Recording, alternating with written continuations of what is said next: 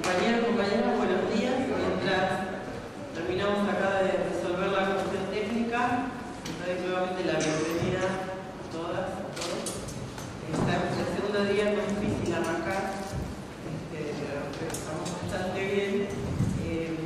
Bueno, quería presentarles a nuestro coordinador del primer panel de hoy, Javier Blanco. Estuvo con nosotros ayer, ustedes ya lo han escuchado. Javier pertenece a DIU, que es el sindicato de base de CONADU de la Universidad de Córdoba. Es informático, también se dedica a temas de filosofía últimamente y dirige el Instituto Oscar Sarti, que DIU ha constituido recientemente, complementando de una manera muy interesante la actividad que venimos haciendo en el Instituto de CONADU. Quería decir además que Diego Gustavo nos avisó que no va a poder estar presente porque la Universidad de San Martín fue convocada para hacer la argumental en defensa de la ley de medios en la audiencia que está organizando la Corte Suprema. Fue designado por el rector de la universidad para participar en un equipo para elaborar y acompañar un documento de defensa de la ley. Pidió disculpas nosotros por no poder acompañarnos. Por supuesto que lo disculpamos y entendemos que es una convocatoria ineludible. Esperamos que esa participación ayude a que la ley de ley pueda entrar en plena vigencia rápidamente. Le voy a dar entonces la palabra a Javier para que presente el panel. Gracias. Quería muy brevemente contextualizar lo que pasó ayer, y para compañeros más o menos de qué estamos hablando. Ayer, bueno, tuve una jornada bastante intensa de trabajo, creo, se discutieron muchas cosas, debates interesantísimos sobre asociados a esta actividad de carrera docente, es decir, de poder repensar cómo nuestro ingreso, nuestra permanencia y nuestra forma de desarrollar las actividades en las universidades. Esta cuestión que se sigue desplazando, donde la investigación ha tomado un rol más importante en todas las actividades, su puesto de juego, su función, cómo recuperar frente a cambios en la universidad. O sea, la primera vez que trató de que la universidad está cambiando, está siendo más inclusiva en un sentido que se discute también, o sea, la noción de la inclusión, ¿no? Que hace que esto nos cambia el tipo de estudiantes, la cantidad de estudiantes, la expectativa de los estudiantes, y por tanto nos presentan nuevos desafíos, nuevas responsabilidades, de poder hacer que la educación superior se convierta o se vaya convirtiendo cada vez más en un derecho todo. Esa fue la primera mesa. Después se presentaron carreras docentes que están en funcionamiento, en su discusión, las bondades y dificultades de la implementación de las carreras docentes, los procesos que se están dando en distintas universidades para que esto se vaya llevando a cabo. Y por último, la mesa que estuve yo, en la cual se trató el tema de evaluación académica, ¿no? La evaluación académica como algo central y que demuestra este cambio de universidad, esta universidad más amplia, más inclusiva, pone inmediatamente en discusión.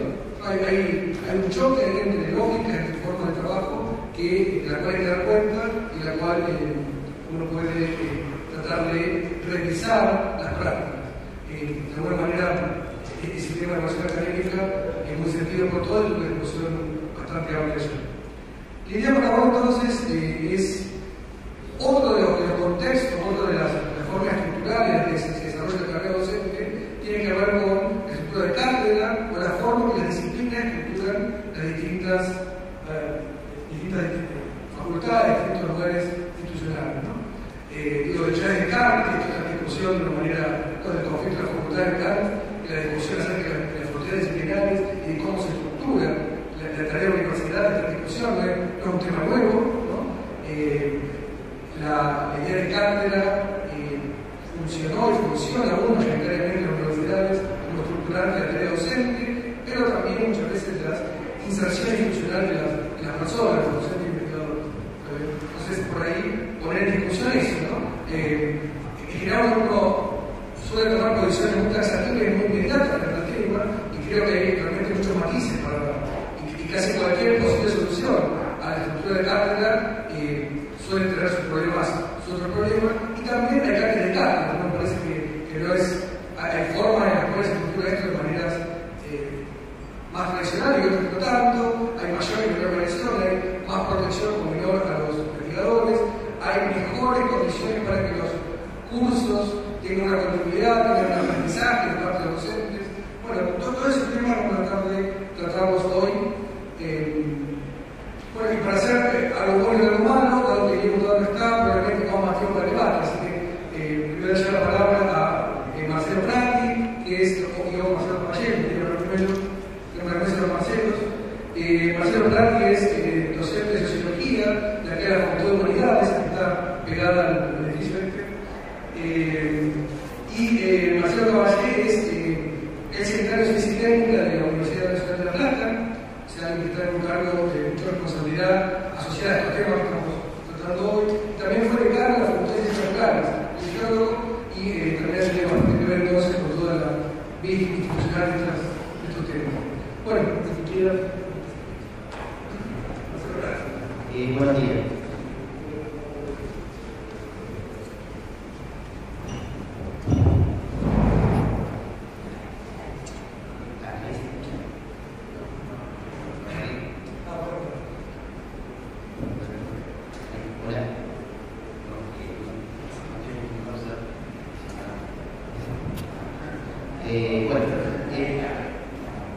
Primero querría agradecer la invitación a participar en esta jornada,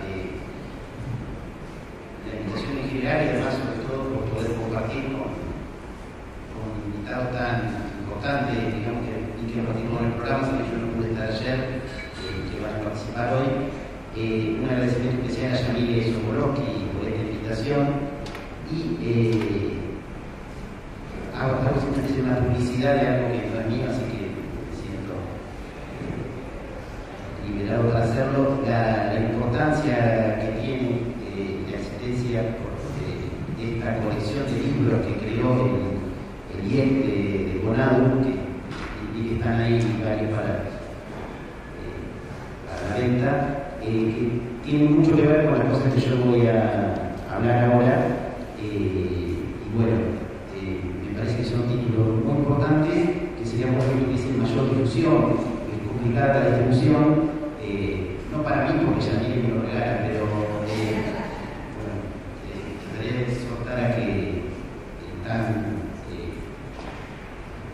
poco amado mercado funcione un poco mejor y se pueda comprar en la librería. Bueno, el título del panel era la organización de trabajo académico, la estructura de cátedra, las fronteras disciplinarias. Yo traté de tomar el título y mi manera de interpretarlo es que quería hablar de dos cosas, de la estructura de cátedra y de las disciplinas. En parte porque son quizás hable más de las disciplinas porque sé un poco más de eso, pero traté de ser lo más fiel posible al título. Y en lo que empieza a hablar quizás se vea poco vínculo con el tema central de las jornadas de la carrera docente. Sobre el final de tratar de encontrar que había un vínculo, pero bueno, si se salientan al principio, tengan paciencia. Bueno, yo provengo de la sociología, voy a hacer hincapié en un conjunto de autores que vienen de esa disciplina, en particular un norteamericano, Arthur Clarke, que ha estudiado en las universidades, sobre las instituciones de educación superior en general, no solo las universidades, en donde, tomando esta expresión del título del panel, el trabajo académico, Clarke señala que en las universidades hay dos modalidades básicas de organización del trabajo académico. Y a esas dos modalidades básicas él pone el nombre de disciplina y establecimiento. Establecimiento o institución sería la universidad. Estas dos modalidades básicas de organización están en tensión, tienen diferencias. La disciplina tiene la especialización, tiene la dispersión geográfica, esto es, los referentes disciplinares se ubican a lo largo del país y en realidad a lo largo de diferentes países rebasa los establecimientos, a las instituciones, sería una suerte de fuerza centrífuga en la organización del trabajo académico. Por el contrario, el establecimiento tiene una localización geográfica, comprende diversas especialidades, esto es una universidad que comprende carreras correspondientes a diversas disciplinas y trata de ser una fuerza centrípeta que mantenga unido a este abanico tan disperso de disciplinas. Por eso le va a decir este autor que las organizaciones en donde se desarrolla el trabajo académico tienen una estructura matricial que surge de cruzar estos dos criterios organizativos, la disciplina y el establecimiento.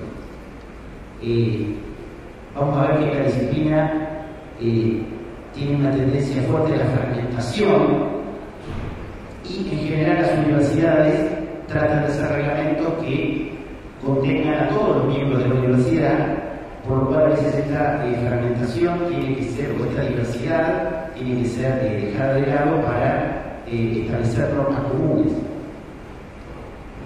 El establecimiento y la disciplina, dice Clark, convergen en lo que va a llamar las unidades operativas básicas del trabajo académico. Y estas unidades operativas básicas son los departamentos, las cátedras y los institutos.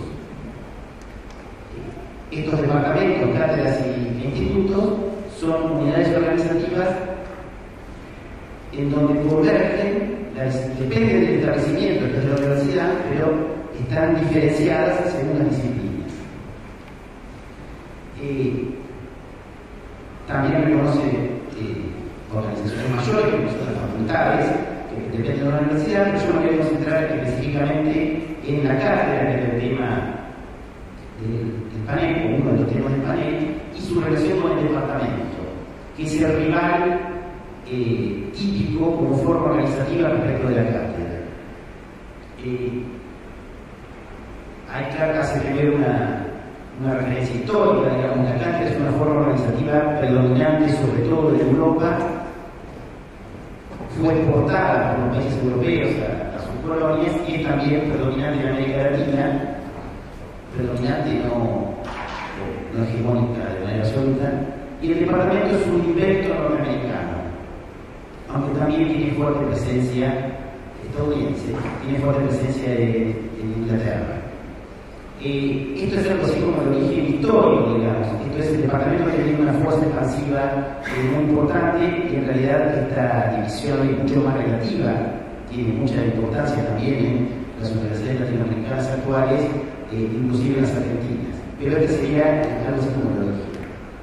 La diferencia central entre la cátedra y el departamento se podría señalar, todos sabemos más o menos que una cátedra está compuesta por un conjunto de personas en la que una tiene el mayor poder de decisión, que es el catedrático, y que está apoyado por un conjunto de personal que están subordinados ahí. Las palabras estas pueden sonar antipáticas y seguramente en la vida real hay muchos profesores que son muy amigos de sus ayudantes y los luchan mucho, pero son palabras organizativas, digamos. En principio, dejemos de lado ahora las personas más o menos amables que hay también entre cátedras. Y el tipo de autoridad que tiene una cátedra es básicamente una autoridad personalista, es la autoridad del catedrático o profesor titular para nosotros. En contraposición, la forma típica de autoridad del departamento es lo que Clark llama la autoridad colegiada. Esto es un departamento que está a cargo de varios profesores de rango superior similar. Esto es, los que manejan el departamento no son todos los profesores en igualdad de condiciones, sino los profesores de rango superior, pero lo manejan de manera colegiada, toman decisiones en conjunto en relación con las tareas académicas a desarrollar. Bueno, la historia de la cátedra tiene que ver con los gremios medievales, la organización medieval del trabajo artesanal en las ciudades, contemplaba un maestro artesano independiente, reconocido por los padres del mismo oficio en la ciudad, un conjunto de oficiales que no eran independientes, eran asalariados de ese maestro, y un conjunto de aprendices que estaban tratando de aprender el oficio. Bueno, prácticamente acá tenemos una estructura de profesor titular, los auxiliares docentes, los profesores adjuntos, los auxiliares docentes y los estudiantes.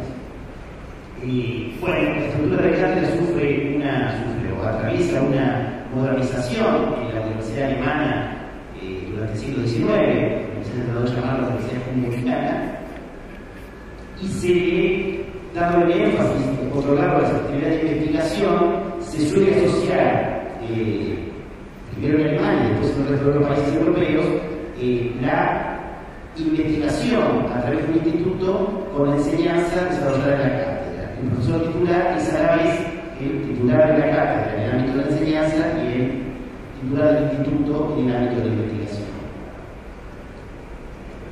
Esta distinción entre responsabilidades en el ámbito de la enseñanza y en el ámbito de la investigación ha generado en muchos casos tensiones.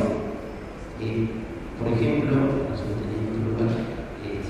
un profesor investigador argentino, Leonardo Bacareza, de la Universidad de Quilmes, en trabajos desarrollados en la Facultad de Farmacia y Bioquímica de la Universidad de Buenos Aires, analiza esta tensión entre cátedra y laboratorio y ve que en el caso de la Universidad de Buenos Aires, para más o menos los años, mediados de los años 80 en adelante,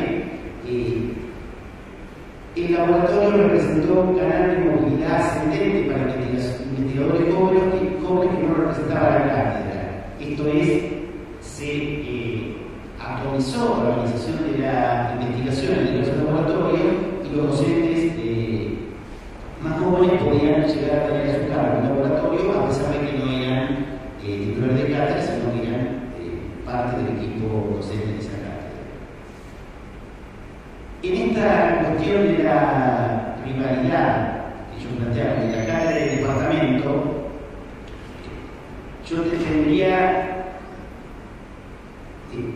tengo simpatía por el departamento, lo voy a aclarar al principio, pero no querría atribuirle virtudes que no tiene, y vamos a ver después, o ya enseguida, los análisis que se han hecho acerca de esto. Esto es, esta distinción entre autoridad personalista de la cátedra y autoridad colegiada del departamento, diría que podría ser comparada con la monarquía y la aristocracia, no con la monarquía y la democracia, o si quieren, para ser más antipáticos, con la monarquía y la oligarquía, digamos. Esto es el control colectivo por parte de los profesores superiores, de un hermano superior. Por lo menos esto señala claro para la experiencia de parar los departamentos de los países centrales, de Estados Unidos, pero también los países europeos que tienen una estructura departamentalizada. Clark igual que identifica un punto de defectos a la cátedra, dice que es poco adecuada para albergar las disciplinas en expansión y sobre todo tiene poca capacidad de corregir errores. Esto es, un mal catedrático puede ser una suerte de error de corrida, digamos, con todo el poder concentrado en él, esto es un problema. Ahora bien, ¿qué formas de autoridad existen en la universidad, además de esta autoridad personalista que caracteriza las cátedras y esta autoridad colegiada que caracteriza el departamento? Claro que identifica otras varias, pero una central que identifica es la burocracia. No la burocracia entendida en el sentido peyorativo de papelero inútil para ser más lento, que se pueda hacer más rápido, sino la burocracia entendida como una organización fría e impersonal, pero eficiente, que divide las tareas, se las asigna a funcionarios especializados con competencia para cada una de las tareas parciales y que se rige por reglamentos escritos. Hay expedientes, hay reglas escritas que determinan quién tiene que hacer qué cosa y quién puede decidir sobre qué otro hace otra cosa. Bien. En ese sentido, los rivales entonces de la autoridad personalista de la cátedra son la autoridad colegiada del departamento y la autoridad burocrática. Por lo menos esto es lo que ve Clark como analista que describe las universidades que él ve. Uno podría imaginar otras cosas, pero esto es lo que él, yo comparto, ve de manera extendida. En relación con la cátedra, un comentario en parte anecdótico de lo que quería hacer. Por un lado, la cátedra a veces se fija esta autoridad es vista como fuente de particularismos y arbitrariedades, pero por otro lado suele ser la sede de una característica muy valorada por los académicos, por los universitarios, que es la libertad académica, esta libertad de enseñanza e investigación. Libertad que está en cabeza del profesor titular. Si uno mira el estatuto de nuestra universidad, solo por el caso de los profesores titulares, se podría decir que por extensión para los asociados, porque tienen las mismas atribuciones que los titulares, dice en el artículo 28, gozarán de amplia libertad para la expresión de ideas y doctrinas. Bien. También, continuando, es una cosa de ilustración, pero ¿dónde está definida la cátedra? Yo tuve que ir a verlo a Clara para ver qué decía sobre la cátedra. Está hablando de otros países, pero en nuestro estatuto hay relativamente pocas referencias a la cátedra. En la ley de educación superior no hay ninguna. No hay una definición precisa de qué es una cátedra. Es una de las cosas que componen la universidad, junto con las facultades, los departamentos, los centros e institutos. Es una cosa periódica. El artículo 9 de la periodicidad de la cátedra universitaria. Quizás en el momento que se llegue a implementar algún régimen de carrera docente, habrá que corregir este artículo 9. En varios lugares se hace referencia a la cátedra como el lugar de la actividad de enseñanza de los profesores. Y en el artículo 80 se dice que los consejos directivos podrán crear cátedras paralelas. Esos son los lugares en donde está presente la cátedra de nuestro instituto, pero no hay definiciones más precisas. Después están los tipos de profesores que hay, el escalafón típico, más allá de los casos especiales como son los profesores extraordinarios, que son titulares asociados adjuntos, jefes de trabajo prácticos y ayudantes, pero en principio no aparecen vinculados normativamente. Uno podría imaginar que el escalafón vale para un departamento o vale para una cátedra. Bueno, como no me quiero alargar mucho, solamente comento que un profesor investigador de la Universidad de Cuyo, que vivió mucho tiempo exiliado en México, Roberto Folari, que sé que ha tenido mucha vinculación. ¿Tuvo ya? Bueno, él ha escrito un artículo interesante, que digo solo 2 palabras, en donde hace una crítica, un análisis que examina minuciosamente las pretendidas virtudes del departamento. Esto es, ha habido tendencias a la departamentalización en las universidades argentinas creadas en los primeros años 70, como un poco antes también las universidades del sur y del nordeste de los 50, un poquito después, Río Cuarto, Luján y otras universidades en los 70 tomaron la estructura departamental, y muchas universidades creadas en el conurbano bonaerense en los años 90, como Quilmes, Lanús, Sarmiento y San Martín, con sus salvedades, tomaron esta estructura departamental. Una cosa sobre la que señala Folari es que no se le atribuyan virtudes al departamento que no tienen, que son, por ejemplo, la concentración de docentes de una especialidad en un cierto ámbito, la flexibilidad para que desarrollen tareas de enseñanza en distintas materias, no necesariamente van asociadas a una organización departamental. En esta cuestión de la organización departamental habría que poner en juego que, así como por un lado el departamento es rival de la cátedra, en un sentido, en otro sentido el departamento es rival de la carrera. Entonces, querríamos un departamento de matemáticas que le dé matemática a la gente de economía, a la gente de física y la gente de ingeniería, o la gente de ingeniería dice, no, yo quiero matemáticos que sepan lo que es un ingeniero y que enseñen la matemática que necesita un ingeniero, entonces matemática la pongo en mi facultad y no en un departamento para toda la universidad. Estas formas de organización han tenido distintas adaptaciones. Uno puede crear departamentos al interior de las facultades, que es otro sentido de departamentalización, pero acá las variantes se hacen infinitas. No digo más nada sobre la cátedra para poder decir algunas palabras sobre las disciplinas, no extenderme mucho de la cátedra por 20 minutos.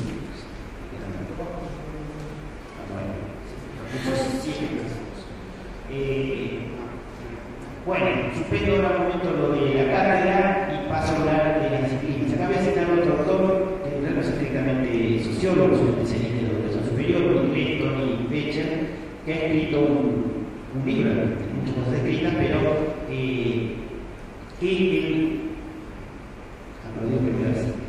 lo que trata o lo que sostiene Becher es que hay una asociación entre las formas de organización social que adopta la actividad de los académicos y la característica del conocimiento con el que trabaja. Él va a decir que las tribus académicas se diferencian según los territorios que habitan. Los territorios que habitan son las disciplinas, se podría profundizar las disciplinas y las especialidades, pero vamos a quedar en las disciplinas. Esto él ve que distintas formas de conocimiento se asocian de manera variable con distintas formas de organización social. Esto es los modos de acceso a la profesión, los modelos de carrera, la movilidad de especialidades, los criterios de prestigio o reputación, las formas de comunicación y las publicaciones, la creación de redes de investigadores, la competencia entre los académicos y el plagio son diferentes, ocupan un papel diferente según estos territorios que habitan, esto es, en las disciplinas. También tomando una idea de Clark, una cosa que señala Clark es que, ¿cómo llamamos? Esto lo usan mucho los sajones, acá no se usa tanto, pero yo estoy usando esa tecnología. ¿Cómo llamamos a la gente que trabaja en las universidades? Por lo menos los que hacen enseñanza. Universitarios, docentes universitarios, estos autores llaman académicos, como sinónimo de universitario. Esa gente que hace una profesión, que sería la profesión académica, ¿es una la profesión académica o son muchas? Bueno, lo que va a decir Clark es que la profesión académica es una profesión fragmentada. Y según Becher hace una metáfora, es un poco viejo el artículo de Becher con el transbordador Columbia, que podía mirar de lejos, cuando uno venía bajando con el transbordador hasta aterrizar. Si uno la mira muy de cerca de la profesión académica, seguramente solo verá la diversidad que hay entre una y otra disciplina. Si uno se aleja mucho, puede ver como diferentes a los que ejercen la profesión académica con los que manejan trenes o con los que ponen ladrillos en las obras de construcción. Esto es, según la perspectiva, podemos ver a la profesión académica como una o múltiple. Becher en su libro va a tratar de ubicarse en el medio y va a decir, para tratar de ponerle un poco de orden a esta multiplicidad tan grande, hace una clasificación de grupos de disciplinas, de tipos de disciplinas. Utiliza unas palabras que no son muy simpáticas, sobre todo para mí que vengo de la sociología, pero como tantas extendidas, que es la clasificación entre duro y blando, para referirse a las ciencias naturales y las ciencias sociales, pero tomo el desafío, siempre es muy bueno. Y puro o aplicado para, sin fin, la producción solamente de conocimiento o la producción de conocimiento útil en un horizonte por lo menos más cercano. Uno puede decir que todo investigador querría que su conocimiento fuese útil, pero pongámoslo con una cuestión relativa. Bueno, señala Becher la gran diferencia que hay entre las disciplinas. Esta gran diferencia se puede mirar de muchas maneras y combinando estos criterios para tratar de poner un poco de orden, combinando ambos criterios se construye una clasificación en 4 tipos: duras puras, blandas puras, duras aplicadas, blandas aplicadas. Ejemplos típicos, a todo el mundo se le ocurrirían, supongo: dura pura, física, química, biología; blanda pura, historia, sociología, antropología; dura aplicada, ingeniería, pongámosle veterinaria, agronomía; y blanda aplicada, derecho, trabajo social, educación, administración. Estos tipos de conocimiento tienen características muy diferentes. Para poner unas nomás y contraponiendo solo duras puras a blandas puras, y Becher hace una confesión explícita, que es que él reconoce, en su investigación trata de tomar un conjunto amplio de disciplinas, pero toda la bibliografía que él lee observa que las aplicadas han tenido poco tratamiento.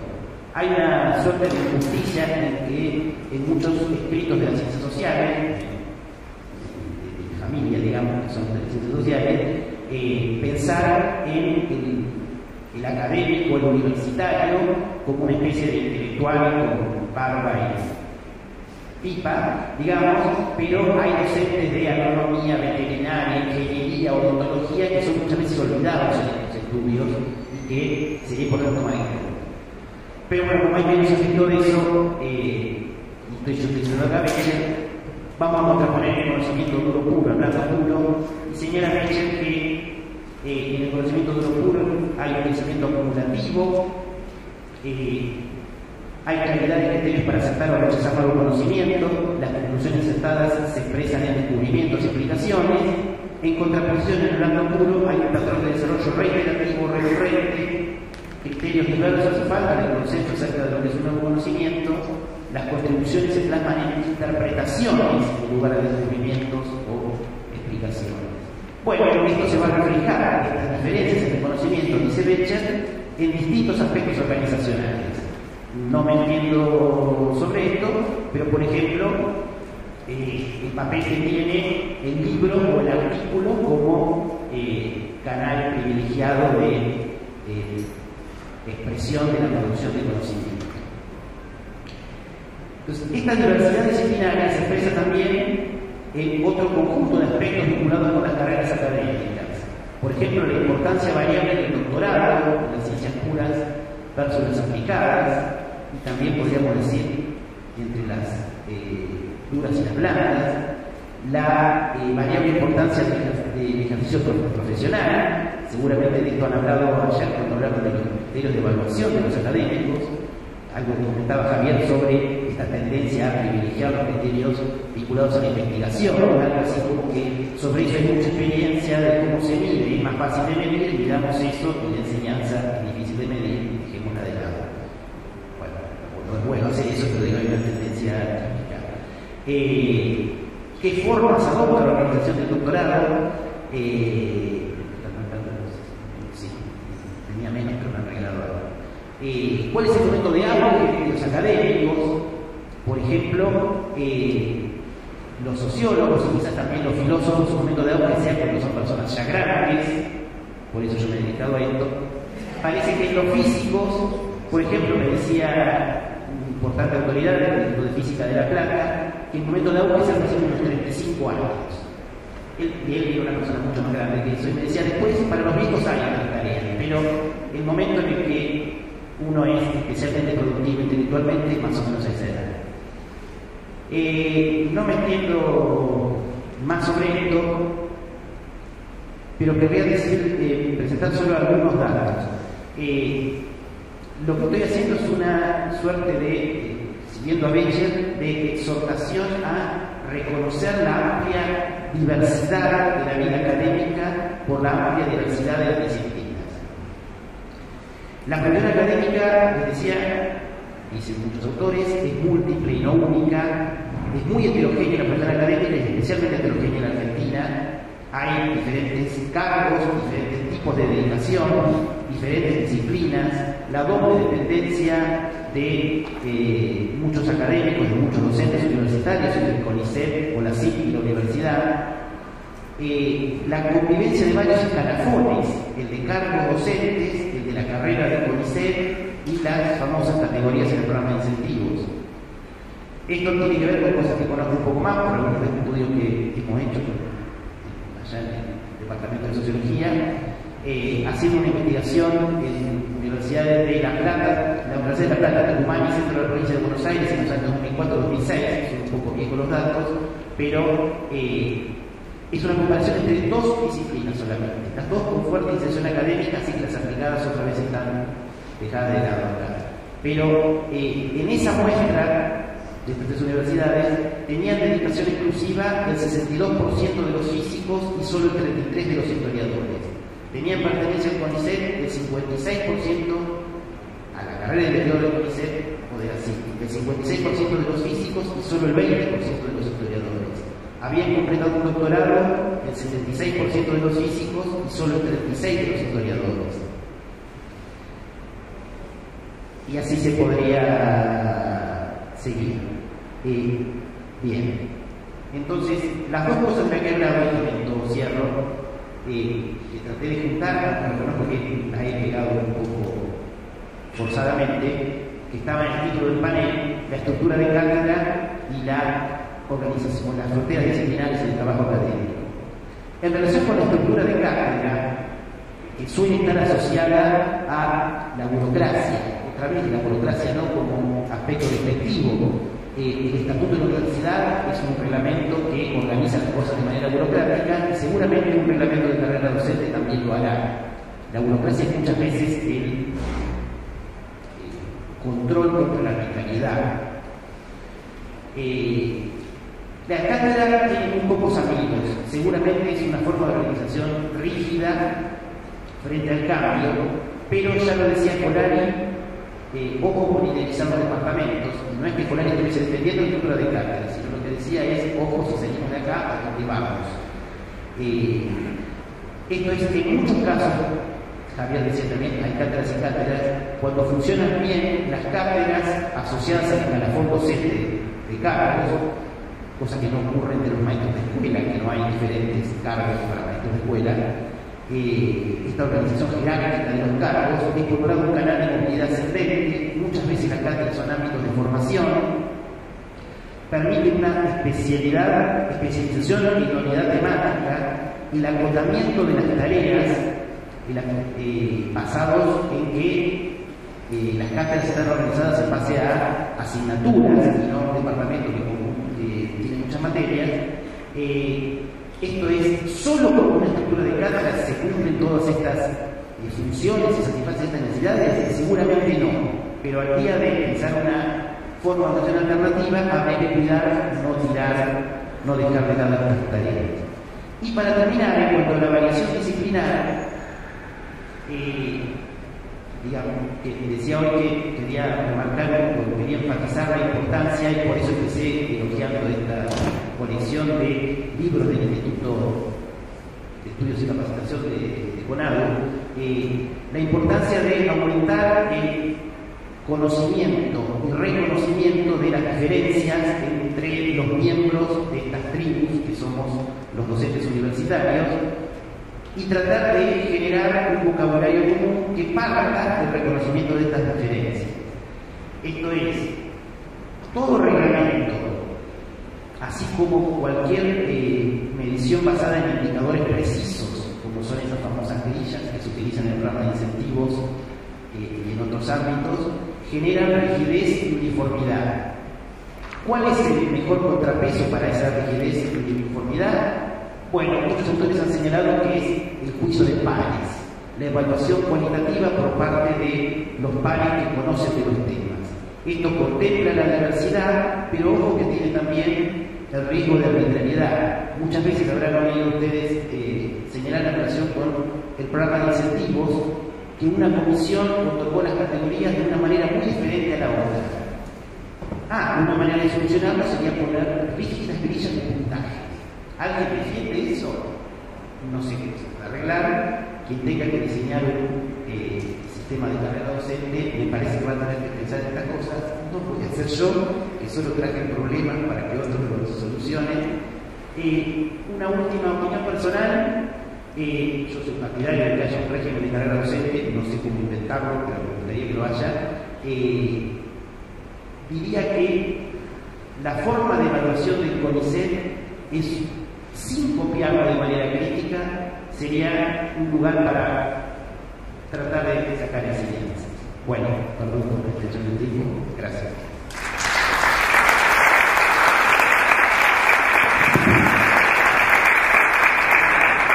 Bueno, entonces la pasada con la Chile, preguntas, se las hemos hecho. Primero agradecerles la invitación. Me voy a copiar de Marcelo, por eso ambos nos llamamos Marcelo, vamos a hacer cosas parecidas.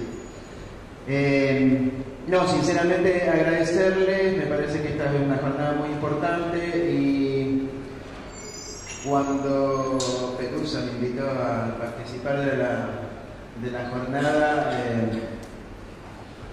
realmente fue un desafío, básicamente porque hace unos años que tengo formateada la cabeza en la ciencia y la tecnología y se me fue, pues me estoy olvidando un poco del formato anterior que tenía que ver más con lo académico, más con la gestión en términos de las facultades y demás.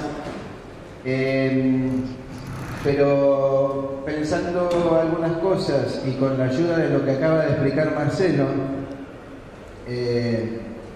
me parece que vamos a avanzar o que ustedes van a poder en todo caso extractar algunas cosas que les puedan ser de utilidad al análisis de la carrera docente en términos de qué es lo que hacemos desde la Universidad Nacional de La Plata en cuanto al sistema de investigación, los programas y demás, la extrapolación que estos tienen a nivel nacional, porque no hacemos cosas muy diferentes que hacen otras universidades, y algunas cosas que si bien yo no voy a contemplar específicamente, se pueden deducir. Una de ellas es, y creo que estaba el término en el panel y lo ha considerado recién Marcelo, el asunto cátedra, ¿sí? Yo no voy en la exposición a hablar específicamente de eso, pero ya que estamos antes de comenzar con la exposición, ¿cómo vemos la cátedra en el marco del sistema científico y en el marco de nuestros programas de ciencia, tecnología y arte en la Universidad Nacional de La Plata? Independientemente de lo que tiene que ver en términos académicos, en términos de nuestro sistema de ciencia y tecnología, es una estructura verdaderamente débil, la cátedra.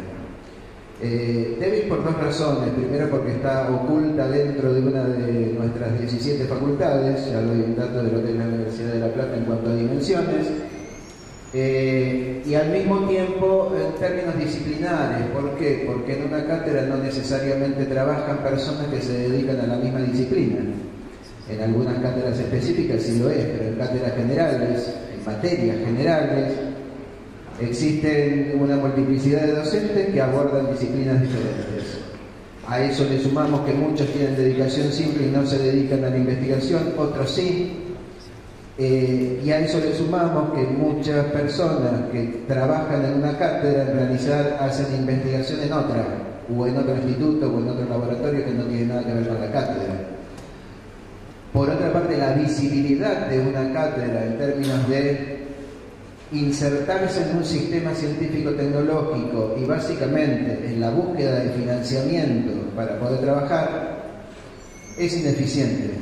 Es mucho más visible y es mucho más eficiente pertenecer a otro tipo de estructuras. Sin ánimo de debatir acerca del departamento y la cátedra, que es lo que se estaba diciendo, sí debatir en términos de qué es la cátedra versus lo que son los laboratorios, centros, institutos o estructuras similares que sí tienen visibilidad y que sí tienen mayores posibilidades en la búsqueda de financiamiento, especialmente externo a la universidad a la cual pertenece.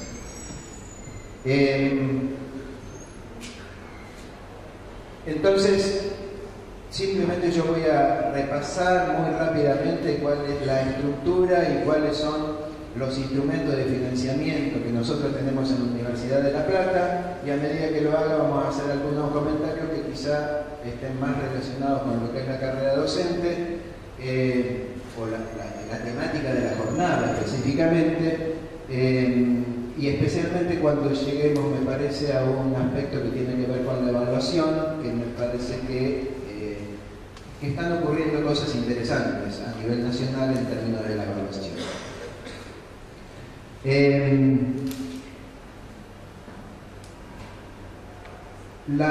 Los instrumentos de financiamiento de la Universidad Nacional de La Plata, como toda la estructura académica de ciencia, tecnología, enseñanza, etcétera, de la universidad, están contempladas en un plan estratégico muy complejo, muy sofisticado y muy plomo de explicar. En lo que a ciencia y técnica y arte se refiere, nosotros tenemos tres programas muy generales, llenos de cosas adentro. ¿Qué pasa? Marcelo está sin ropa, que son promoción de la investigación científica, tecnológica y artística, programa de información y difusión científica, tecnológica y artística, y el seguimiento y evaluación de la calidad en ciencia, tecnología y arte. No vamos a hablar mucho de esto y quizás nos vamos a referir más específicamente a la promoción, que tiene un montón de cosas. Hay universidades, hay instituciones que por ahí concentran instrumentos, tienen unos pocos instrumentos que abordan muchas temáticas. Nosotros tenemos una bastante amplia diversidad de productos, diversidad de programas e instrumentos de financiamiento que promueven determinadas cosas que vamos a ir analizando. Este gráfico que estamos viendo, que tiene esos instrumentos, lo vamos a ir viendo detenida, pero rápidamente, no se asusten que no vamos a hablar 2 horas de esto. Y como uno puede cuantificar la promoción desde varios puntos de vista, nosotros fomentamos determinadas cosas por muchos tipos de políticas, pero uno de ellos es la inversión en ciencia y técnica. Le vamos a poner algunos números a esto, y en esto se va a hacer muy diferente mi presentación a la que acaba de hacer Marcelo. Tenemos perfiles muy diferentes, pero me parece que Marcelo me ayudó en varias cosas que tienen que ver con caracterizar, a ver, las ciencias duras versus las blandas, que son términos que pueden aplicarse o no, pero sabemos de qué estamos hablando, en lo aplicado versus lo básico, que también le podemos dar distintos nombres, distintas terminologías, distintas modas a lo largo del tiempo, si la investigación es aplicada o es orientada o es desarrollo o es incluso en el tema de la tecnología, que vamos a ver en algún momento, que también en determinados ámbitos es bastante conflictivo el tema de hablar de tecnologías duras y blandas, cuando en realidad el común denominador de la gente cuando escucha hablar de tecnología nunca piensa en las blandas, siempre piensa en las duras, ¿sí? En términos yo no voy a hablar mucho de los números, por supuesto, pero ustedes que miren los números en pesos contrapesarán qué quiere decir, o cuál es el apoyo, o cuál es la magnitud de los distintos tipos de programas. En 2 palabras, subsidios para pequeños equipamientos es dotar a las unidades de investigación de ayudas, no grandes equipamientos, sino ayudas. Y acá vamos a ver algunas cositas en cursiva que me parece que son importantes. El número 85 quiere decir que damos más o menos, depende de los años, 85 subsidios por año, pero lo que más me interesa es esto, que sintéticamente quiere decir distribución de base igualitaria, porque le damos 3 de base a cada facultad, ¿sí? El resto se concursa, pero cada facultad asegura 3 de esos subsidios para pequeños equipamientos. Subsidios o apoyos para viajes y estadías, para asistencia a congresos, para cortas estadías en el interior o en el exterior del país. Esto tiene toda una estructura de distintos tipos de subsidios para lo que es Argentina, para lo que es Sudamérica, para lo que es Norteamérica, para lo que es el resto del mundo, en virtud de los costos de cada uno de esos lugares. Esa es la inversión total para el año 2013. Y también hago hincapié, este año dimos 256 subsidios, y también hago hincapié que cada facultad asegura 6 de estos subsidios, siempre y cuando hayan presentado 6 o más solicitudes, y no tendrán menos, ¿no? Suele ocurrir. Pero como pueden ver, volvemos al anterior, es un programa exitoso en términos de la demanda. Son muchos los subsidios que se solicitan y que se otorgan. Esos 256 son los que acabamos de otorgar para el 2013, ¿sí? También apoyamos las reuniones científicas con algunos subsidios que colaboran para la organización de reuniones científicas en la Universidad de La Plata, y también estamos colaborando con la edición de revistas científicas dependientes de la Universidad de La Plata, o que los editores trabajan en la Universidad Nacional de La Plata. Y esto ha llevado últimamente este programita a contribuir a la formación del portal de revistas científicas de la Universidad Nacional de La Plata, que se está gestando, pero que ya ha tomado un impulso interesante, y pensamos en un plazo no muy largo tener un portal donde estén visibles todas las revistas científicas que tienen relación con la Universidad de La Plata. Estos premios a investigadores, eso también tienen no base, sino que son igualitarios, 2 premios por facultad, uno a la labor científica para investigadores formados y otro para investigadores en formación. Es simplemente un reconocimiento a la labor que hacen los investigadores, y cuando digo investigadores me refiero a los docentes investigadores, ¿sí? De la universidad, y este año vamos a alargar con un premio a la innovación. En realidad un premio y 3 menciones, como es este año, todavía lo estamos diseñando, pero cuando entreguemos los premios investigadores, que normalmente lo hacemos en diciembre de todos los años, vamos a incorporar ahora también estos premios a la innovación.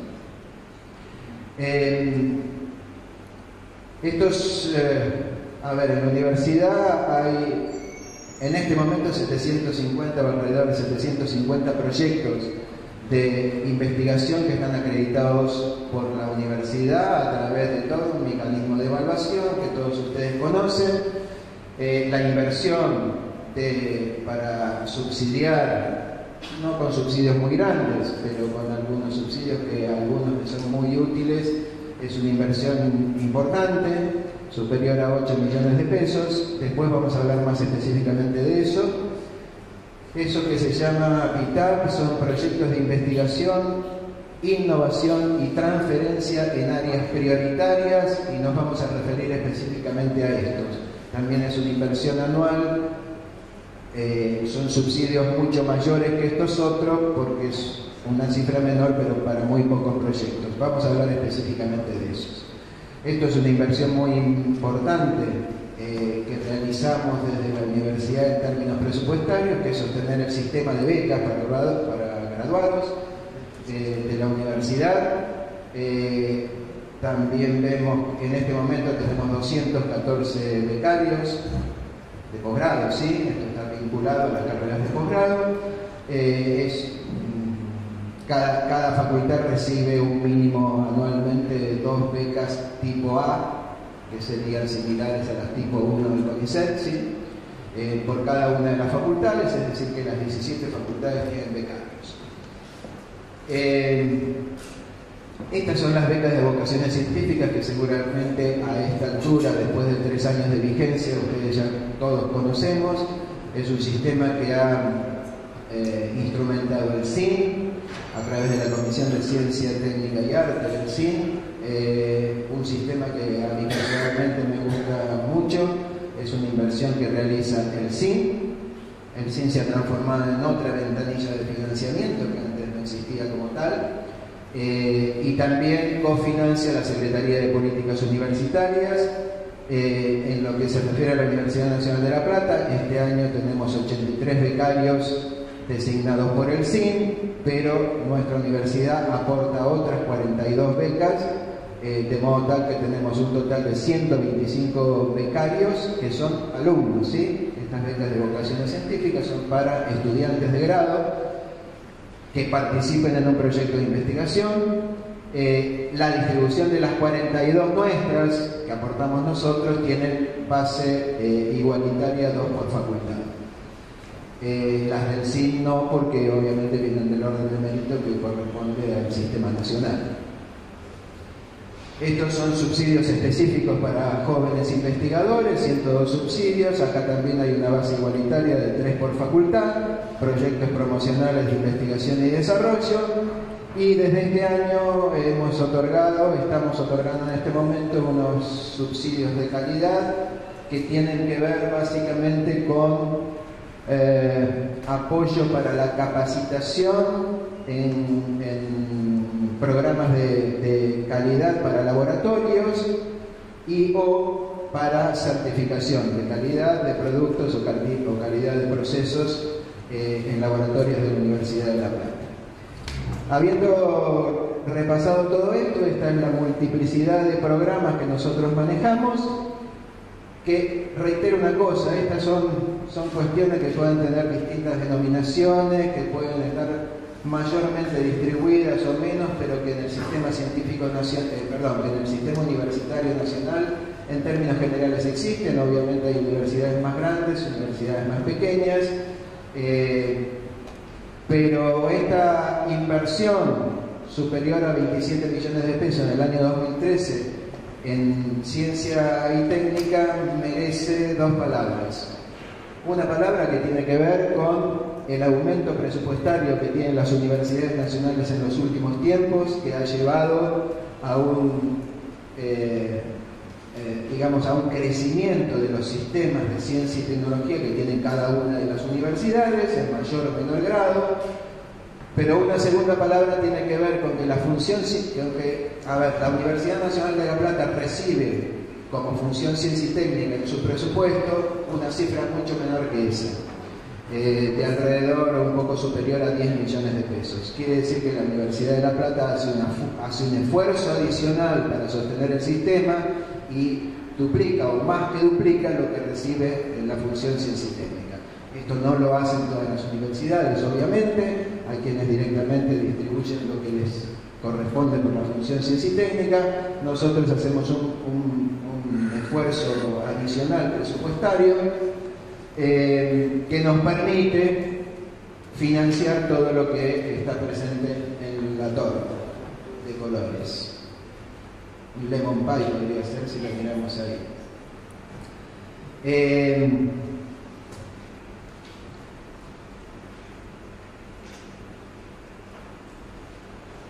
Respecto a lo que dije hasta este momento, dos palabras de conclusiones, o si no de conclusiones, comentarios interesantes respecto de lo que acabamos de ver.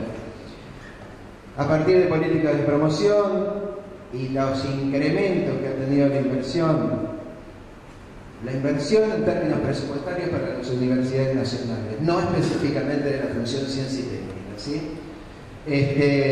La investigación científica, tecnológica y artística en nuestra universidad, y creo que en el sistema en general, se viene jerarquizando muy notablemente. Ahora sí, refiriéndome a La Plata, las unidades académicas con menor tradición en investigación han logrado fortaleza en el sistema y participan exitosamente de todos los instrumentos de financiamiento.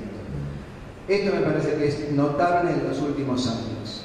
Ya que hoy hablamos de las duras y las blandas, creo que tradicionalmente estamos acostumbrados a pensar los duros se llevan toda la guita, ¿sí?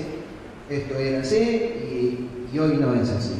Hoy todas, en nuestro caso las 17 facultades, participan muy activamente de todos los instrumentos.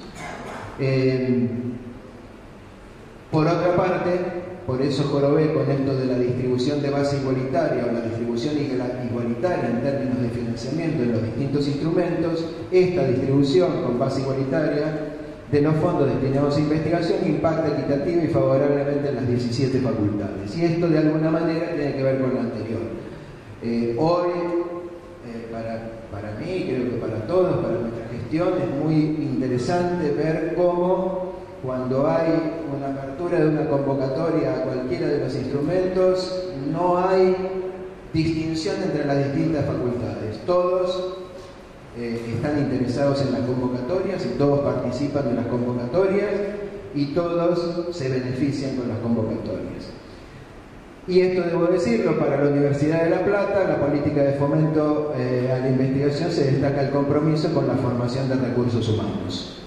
Esto en cuanto al sistema que nosotros tenemos de becas de posgrado y ahora las becas de grado también, y lo vamos a ver más específicamente en estos términos, ¿sí? En cuanto a las becas, el sistema de becas de graduados que nosotros tenemos, que tiene tres tipos de becas, las A, las B especialmente, y hay un sistemita de retención para ex becarios, digamos.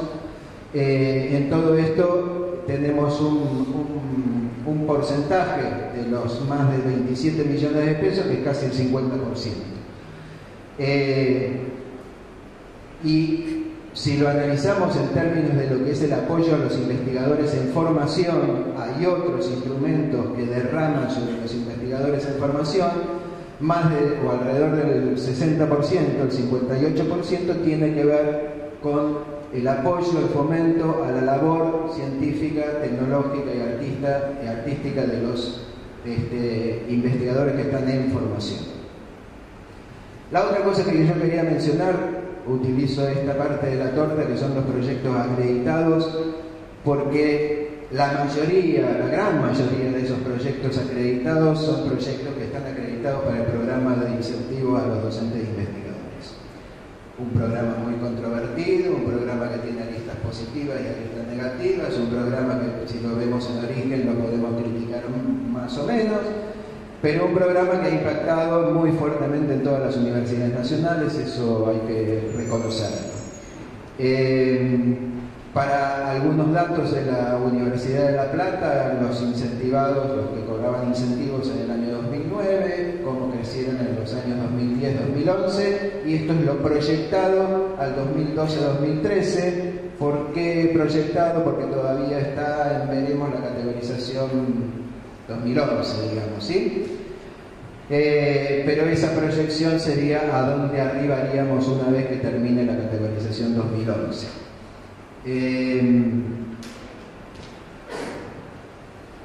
Como podemos observar, obviamente hay incremento importante desde el 2009 a la actualidad, pero lo que yo quiero hacer hincapié no es tanto a la cantidad, sino a la relación que existe en el total de incentivados versus las categorías 4 y 5. Dicho de alguna manera, los que dirigen y los que son dirigidos, los formados y los en formación, los caciques y los indios, ¿sí? En el año 2009 teníamos más caciques que indios. Quiere decir que teníamos una pirámide invertida que realmente no tenía lógica. A partir del año 2010-2011 ya tenemos 55% del total de 4 y 5, y espero tengamos alrededor del 60% cuando termine la 2011.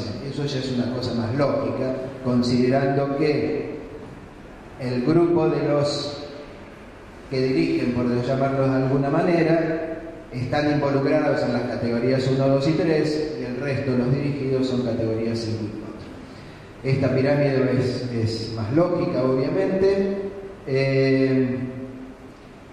Y ahora quiero comentar por qué acá digo incentivados. Hagamos la diferencia entre lo que son incentivados y categorizados, ¿sí? Hay muchos más categorizados que incentivados. Por ejemplo, para esta columna hay 2.500 incentivados al 2011, cuando había 3.500 categorizados. ¿Quiénes son los categorizados que no sean incentivados? Y básicamente son personas que se dedican a la investigación y por eso han sido categorizadas, pero que no están en el programa porque tienen dedicación simple, ¿sí? Un problema del programa que habrá que rever. Últimamente han logrado, así debo decirlo, que por lo menos la suma de dos categorías simples se considere una semidedicación y entre en el programa, pero realmente es una cosa que hay que ver a futuro cómo solucionar esto, porque evidentemente si están categorizadas esas personas, a pesar de tener dedicación simple, se dedican a la investigación.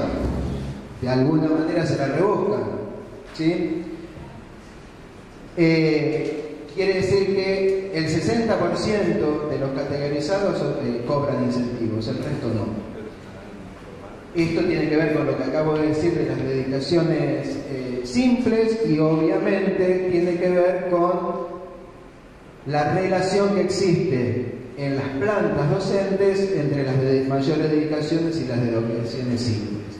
Caso de la Universidad Nacional de La Plata, más de 12.000 docentes, el 27.3 tiene mayor dedicación, aproximadamente. El promedio nacional en las universidades públicas de mayores dedicaciones es 31.34, nosotros estamos por debajo de ellos. Ahora, hablando como autoridad de la Universidad Nacional de La Plata, tenemos que crecer por lo menos a ese 31-34. Para esto, ¿qué significa? 500 y pico de cargos nuevos con mayor dedicación, y esto es una apuesta, no diría lo que queda de esta gestión, que se termina en el año 2014, pero sí seguramente para la próxima gestión, que empezará por el mayo-junio del 2014. Ya que estamos hablando del programa de incentivos y que Marcelo hizo algunos comentarios interesantes acerca de lo que es el programa de incentivos, y bueno, él dijo algo así como que a mí no me va a tocar, se lavó un poco las manos con los cambios del programa de incentivos. Yo los tengo que abaracar porque como secretario soy parte de la Comisión Regional Bonaerense, que en este momento tiene la responsabilidad de tener la categorización 2011 de todo el país, ¿verdad? Así que estoy involucrado en esto, que es verdaderamente un problema. Pero algunas propuestas que yo creo que se van a llevar adelante para el año 2013, porque ahora se termina la 2011 y a fin de año empieza la 2013, ¿sí? A la 2011, que fue un llamado especial de la 2009, se pudieron presentar unos pocos, lo que parecía unos pocos, fueron más de 5.000 a nivel nacional. Pero en el 2013 empieza la categorización, una nueva categorización, post-2009, digamos, y entonces allí, mediante las regionales, seguramente van a ser varias decenas de miles que se presenten a la categorización, con todo el problema que ello implica. Algunas propuestas que creo que se van a plasmar, propuestas que surgieron de distintos sitios, pero básicamente de la Comisión de Ciencia Técnica y Arte del CIN, donde hemos consensuado y hecho algunos talleres sobre esta temática. Ojalá esto suceda, que es la incorporación a la categoría 5 solamente por condiciones cualitativas. Hoy por hoy, para ingresar a la categoría 5 se necesitan para el nuevo 100 puntos y para el que ya era 5, mantener la categoría 5, 150 puntos. Yo estoy cansado de ver jóvenes, becarios, gente que tiene 3, 4, 5 años de egresado, que está haciendo su posgrado, que publicó 2 trabajos. ¿Qué más le podemos decir a un joven para decir ya está dentro del sistema y ya funciona sobre rieles? Pues tiene 93 puntos y se queda afuera. Se queda afuera, quiere decir no le dan ni categoría 5. Esto, bueno, nos hemos quejado entre comillas varios. Y la incorporación va a ser, espero que sea, por cuestiones solamente cualitativas y no los 100 o los 150 puntos. También se están proponiendo cambios al manual de procedimiento con respecto a las condiciones cualitativas de la categoría 1, el famoso problema de las 2 tesis doctorales y sobre todo, me vas a dar un poco más de 5 porque no llego. Y sobre todo, cuando hablemos ahora en un ratito de los proyectos de desarrollo tecnológico y social, de alguna manera que esto permita que un tecnólogo, entre comillas, pueda arribar a la categoría 1 de la misma manera que un científico, entre comillas, y no tecnólogo pueda arriba hoy a la categoría 1. Y la otra cosa que estamos haciendo un poco de fuerza y que tiene esto sí también que ver con la carrera docente es el tema de la estabilidad en las categorías, especialmente para las categorías mayores.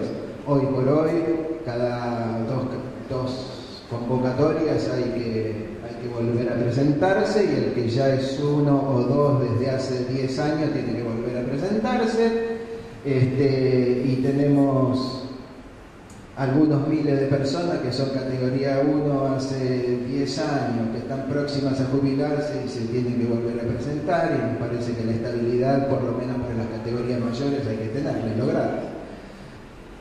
2 palabras de vocaciones científicas de las becas de estudiantes, porque digamos, esto para mí es muy interesante, el término de la carrera de investigación y de la docencia ya no se larga como ayudante diplomado, sino que se larga como ayudante alumno, y la participación en los proyectos de investigación ya se hace desde hace tiempo, dependiendo de las disciplinas, de cuando uno es alumno. Hoy estas 120 becas que nosotros tenemos, más 125 creo que son en este momento de vocaciones científicas, es una ayuda económica muy importante para estos alumnos. Respecto del hospital, que les dije son proyectos de investigación, innovación y transferencia en áreas prioritarias, yo primero relacionarlo con los PDTS, que para quien no conozca de qué se trata, ahora vamos a hablar, y a esto le quiero dar alguna importancia mayor. Hoy en la Universidad de La Plata tenemos aproximadamente, o quizá más de 850 proyectos de investigación y desarrollo en danza, ¿sí? Como dijimos, muchos están financiados por la Universidad Nacional de La Plata, pero a eso sumamos financiamiento de la agencia, financiamiento del CONICET, financiamiento de la SIC, organismos internacionales, etc. ¿Cuántos de estos proyectos tienden a la aplicación de conocimientos, a la transferencia de conocimientos? Quizá 15-20%, plantean aplicaciones y plantean adoptantes externos potenciales. Y potenciales no quiere decir reales, quiere decir que quizá haya alguien que pueda usar los datos que yo o los resultados que obtenga de un proyecto. La transferencia real en estos proyectos es ínfima. Tenemos no más de un 3% en la Universidad de La Plata, que son los proyectos del hospital. ¿Sí? Esos van dirigidos a la transferencia. Sin embargo, yo debo confesarles que no siempre esas transferencias o no siempre el demandante se transforma verdaderamente en adoptante de los resultados. Ahí está dicho que son stop pick-up, pero básicamente son proyectos multidisciplinarios y que tienen que tener un beneficiario externo. Y esto es interesante porque es muy parecido, esto inventado en la Universidad de La Plata hace unos pocos años, es muy parecido a lo que terminó siendo los PDTS del MinSIN. Debo decir sí que la convocatoria 2013 de estos PITAP se destinan exclusivamente a la problemática de las inundaciones de La Plata. Es decir, que las áreas prioritarias que son determinadas por nuestra propia universidad en las convocatorias, el área única prioritaria para el año 2013 es la emergencia hídrica. Y debo decir que estos fondos del hospital de la universidad se van a sumar a fondos similares del CONICET y vamos a financiar algunos proyectos multidisciplinarios muy importantes que tienen que ver con la emergencia hídrica, con unos fondos verdaderamente importantes para proyectos de 2 años. Se presentaron ideas proyectos que estamos analizando y la semana que viene tendremos la convocatoria a estos proyectos que se va a hacer conjunta Universidad-CONICET. Ese 3% y no más de 3% y todavía debo decir con un adoptante o con una transferencia real es verdaderamente escaso en el contexto de la producción de conocimiento, ¿sí? El por qué es escasa la investigación aplicada y por qué son pocos los investigadores que se dedican a esto, podemos darle muchas explicaciones. Un grafiquito muy sencillo de cómo creció el Producto Bruto Interno, cómo creció el presupuesto de las universidades nacionales y de educación en particular en los últimos años, pero cómo se quedó más o menos planchada la inversión en ciencia y técnica. Lo primero que uno puede pensar, bueno, no hay mucha transferencia, no hay muchos investigadores dedicados porque no hay plata. Y la otra cosa que podemos pensar es exactamente lo contrario. Como no hay oferta para esto, no tenemos el financiamiento no ha crecido en los términos que han crecido el PBI o que ha crecido el resto del financiamiento. Los motivos por los cuales la investigación hablo de las universidades, y esto no lo dije antes, básicamente porque más del 80% de los investigadores argentinos están en las universidades, ¿sí? Tenemos el CONICET, pero la mayoría de los investigadores del CONICET están en la universidad y tenemos los organismos de ciencia y tecnología, pero básicamente los investigadores están radicados en las universidades públicas. Podríamos inventar que la tradición científica argentina es básica y que por lo tanto no apostó tradicionalmente a la transferencia. Podríamos hablar de una desconfianza del sector demandante, sea público o privada, porque en las universidades los resultados te los dan 20 años después, cosas por el estilo. Pero básicamente nosotros creemos que el problema de que hay poca apuesta a la investigación, a la tecnología, al desarrollo tecnológico, a la transferencia, porque tenemos grandes fallas en los sistemas de evaluación del personal. Y esto me parece que sí tiene que ver mucho con lo que hablaba Marcelo, con lo que ustedes han debatido ayer y con lo que es la carrera docente, porque hay que tener mucho preocupación en los sistemas de evaluación actuales para poder ser perfeccionados, ¿sí? El Estado fomenta la investigación aplicada, pero en la evaluación del personal se subvalora la tarea de los investigadores que apuestan a la investigación aplicada o al desarrollo tecnológico. Y esto es así. Cuando uno hace una reunión y pregunta y promueve y fomenta, che, pónganse de esto, siempre sale el becario que dice, sí, yo apuesto eso, pero el año que viene no publiqué en una revista así, me hacen polvo en el CONICET. Y es cierto, ¿sí? Entonces esto requiere un cambio cultural importante.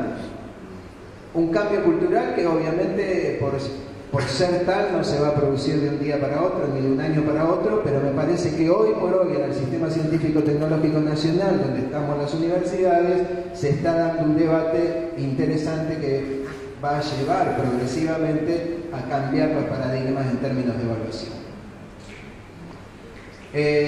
¿Por qué? Bueno, este taller del MINCIT, aunque ahora se llama Ministerio de Ciencia, Tecnología e Innovación Productiva, uno sigue diciendo MINCIT, porque es más fácil, tuvo algunas conclusiones interesantes. La no pertinencia de aplicar criterios de evaluación del personal dedicado a investigación básica al personal que realiza investigación aplicada. Hoy por hoy las evaluaciones, o hasta hace poco, una misma bolsa donde se cuentan los papers, la calidad de los papers quizá, y el tecnólogo no cabe. El tecnólogo, ¿a qué me refiero con esto? Al investigador que apostó a un trabajo de transferencia, normalmente de orden local, con lo cual no es publicable los resultados en ninguna revista científica y mucho menos de las de alto impacto. A eso me refiero, que normalmente queda en local. Dualidad entre las evaluaciones de trayectorias individuales y trayectorias colectivas. El trabajo multidisciplinario y el trabajo en equipo es indispensable cuando uno quiere hacer desarrollo. Es indispensable. Entonces después es muy difícil medir qué hizo cada uno, cuáles son los méritos de cada uno. En realidad se debería evaluar al equipo. ¿Y al equipo de qué manera? Por el éxito de su proyecto, nada más ni nada menos. Y éxito no quiere decir llegar a los resultados esperados. Puede ser que no se llegue a los resultados, pero la aplicación del conocimiento fue la correcta. Diferencia entre criterio de calidad académica y criterio de relevancia y pertinencia. Estas son dos de las 3 o 4 palabras que podemos utilizar para caracterizar la importancia de un proyecto con transferencia versus a la calidad académica en términos bibliométricos, normalmente, como se hace para las ciencias básicas. El CIN también se preocupó de esto, hizo talleres para discutir estas cosas. Finalmente se constituyó una comisión en el MINCIT, una comisión que tiene todos los actores del Sistema Científico Tecnológico Nacional, los organismos de ciencia y tecnología, y otra subcomisión que tiene al CIN, un representante por regional, más el CONICET, la SIC, la Secretaría de Políticas Universitarias, el CRUP y CONIOC. ¿Con qué objetivo se crea la comisión? Profundizar el desarrollo de instrumentos de evaluación que permitan una ponderación más equilibrada entre ciencia básica y las actividades orientadas al desarrollo tecnológico y social. Elaborar pautas de evaluación dirigidas a superar el esquema de medición tradicional basado en el modelo lineal de producción de conocimiento. Hay un documento 1 del MINCIT aprobado. En ese documento 1 se plasma qué son los PDTS, parecidos a nuestro hospital, ¿sí? Los PDTS son, por decirlo en un renglón, proyectos orientados a la resolución de problemas de la sociedad. Tienen caracterizaciones, requisitos, etcétera, pero básicamente son eso. Y eso es lo que se quiere promover. Hay algunas propuestas en este documento, que el investigador que desarrolla actividades en un proyecto de este tipo se ha evaluado teniendo en cuenta el grado de avance del proyecto y su grado de participación y desempeño del mismo, más allá que los parámetros tradicionalmente utilizados, y crear en el banco de proyectos del MINCIT un banco específico de los proyectos de desarrollo científico, de desarrollo tecnológico y social, que repito, apuntan a la aplicación del conocimiento, apuntan a resolver un problema planteado por un demandante y un potencial adoptante. luego se hace un documento 2, que esto no importa demasiado, y actualmente, a ver, ¿la comisión para qué se creó? ¿Con qué diagnóstico? Estamos evaluando mal. Estamos evaluando mal especialmente aquellos que apuestan al desarrollo tecnológico y social, que quieren resolver problemas, porque lo medimos con la misma vara que los puros y normalmente fracasan en las evaluaciones. Es muy difícil y por lo tanto, en lugar de fomentar, estamos tirando para atrás nuestra política de fomento a esto. Sin embargo, esto es lo más difícil, evaluar a las personas. Entonces se crearon los PDTS, se creó el banco de PDTS, pero la apuesta original, que era cómo los vamos a evaluar a las personas, recién ahora se está discutiendo. Y no es fácil la discusión.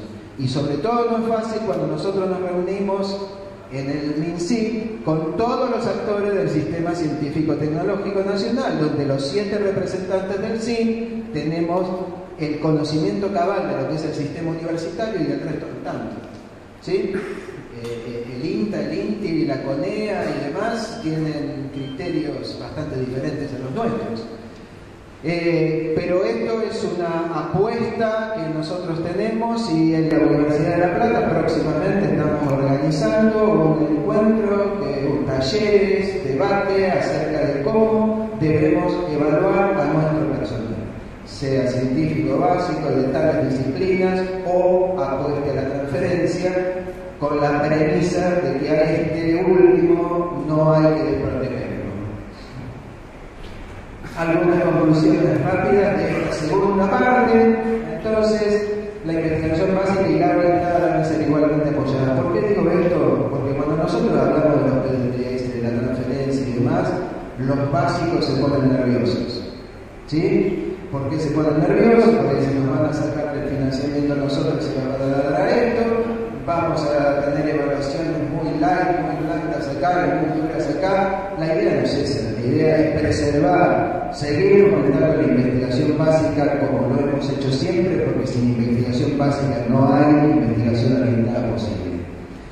Y para que estas estén articuladas, es necesario modificar los criterios de evaluación predominantes en la mayoría de las instituciones de ciencia y técnica, incluidas las universidades nacionales.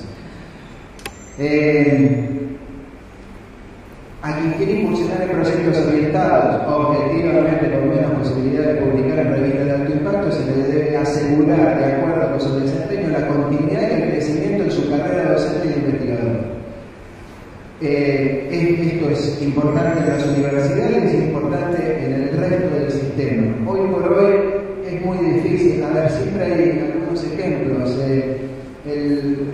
La persona que hace 4 o 5 años resolvió el problema del puerto de Rosario, ¿sí? Que era un gran problema y tecnológicamente logró resolver el problema del puerto de Rosario en categoría 4 en el programa de incentivos. ¿Sí? Entonces hay una valorización del perfil de la persona dedicada a la transferencia, dedicada al desarrollo tecnológico y social, que debemos cuidar y que lo debemos medir con otra vara. Hoy por hoy una persona de esa es muy difícil que arriba la categoría 1 o que sea investigador principal de carrera de cualquier organismo científico. Y no puede ser que sea así. ¿Qué buscamos promover con esto? Que haya mayor participación de docentes e investigadores en actividades del tipo PDTS, ya comenté que son, que haya mayor referencia de conocimiento al medio socioproductivo, que haya mayor producción de desarrollo tecnológico y social, y en definitiva mayor aporte de la ciencia al desarrollo de nuestro país. Esto es todo. Cualquier pregunta, nos vemos.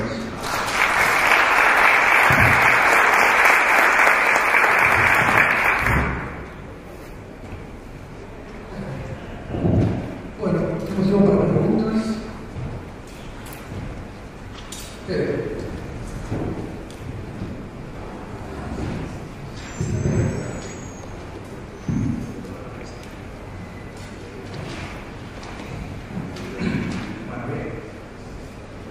Voy a tratar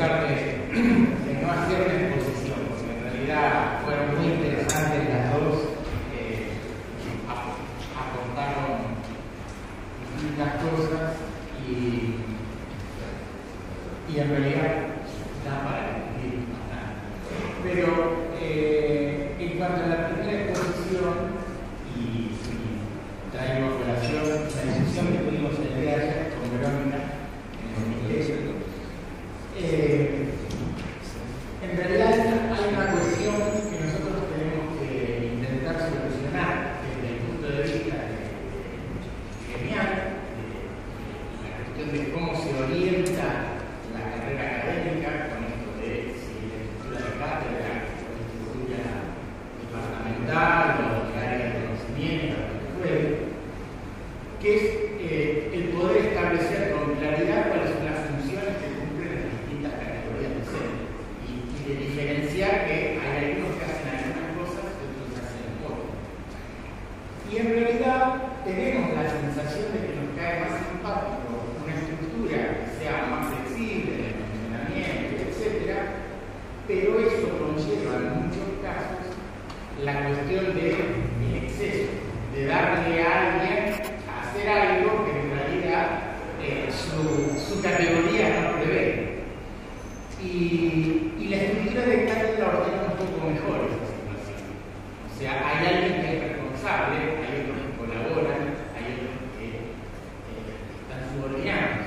Y por lo tanto hay tareas que no deberían hacer. Y eso también tiene un correlato en lo salarial, en el reconocimiento que se le da.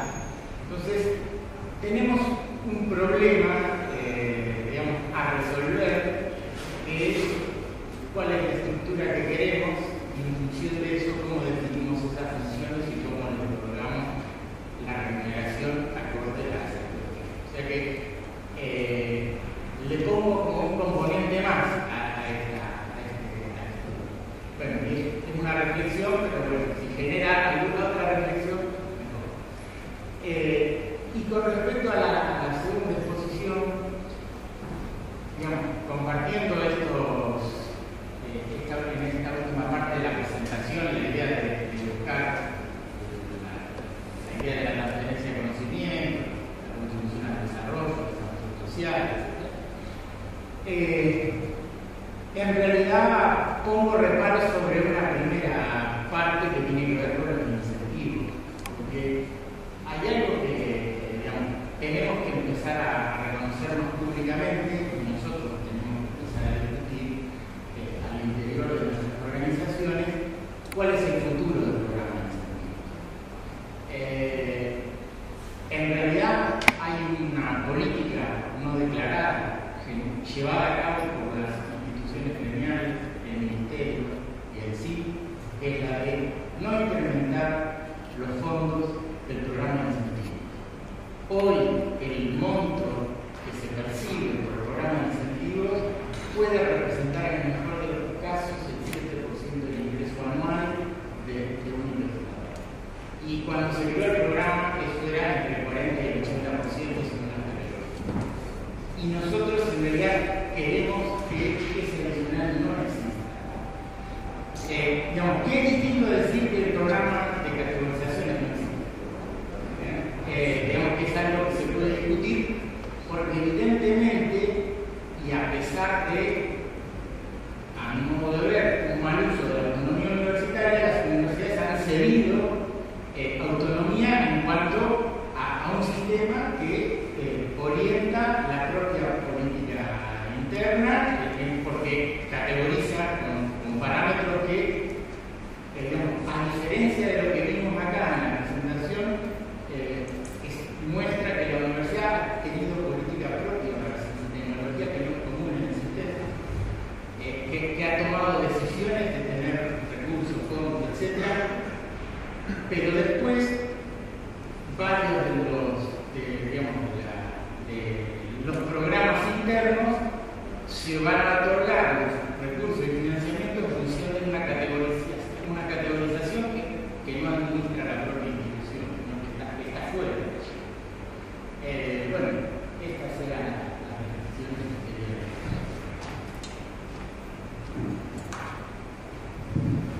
hacer. ¿Se escucha?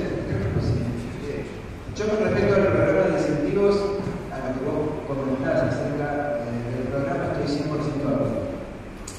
Digamos, el análisis de lo que fue el programa de incentivos y la relación que había entre el incentivo y los salarios, por llamarlo realmente un poquito, y y hoy es absolutamente diferente. Y también un condimento adicional es que en definitiva hoy pequeño, antes grande, podría ser incorporado al salario y no como un incentivo, sino por cuando yo digo, creo que dije algo así como que un sistema controvertido, un sistema opinable, un sistema criticable, pero también un programa que ha tenido un alto impacto positivo en el sistema. El alto impacto ha sido la categorización, no el incentivo propiamente dicho. Por eso es lo que estoy 100% de acuerdo con lo que vos decís. La categorización vino bien, y la categorización vino muy bien quizá a la parte del sistema que no era tradicional en el mismo.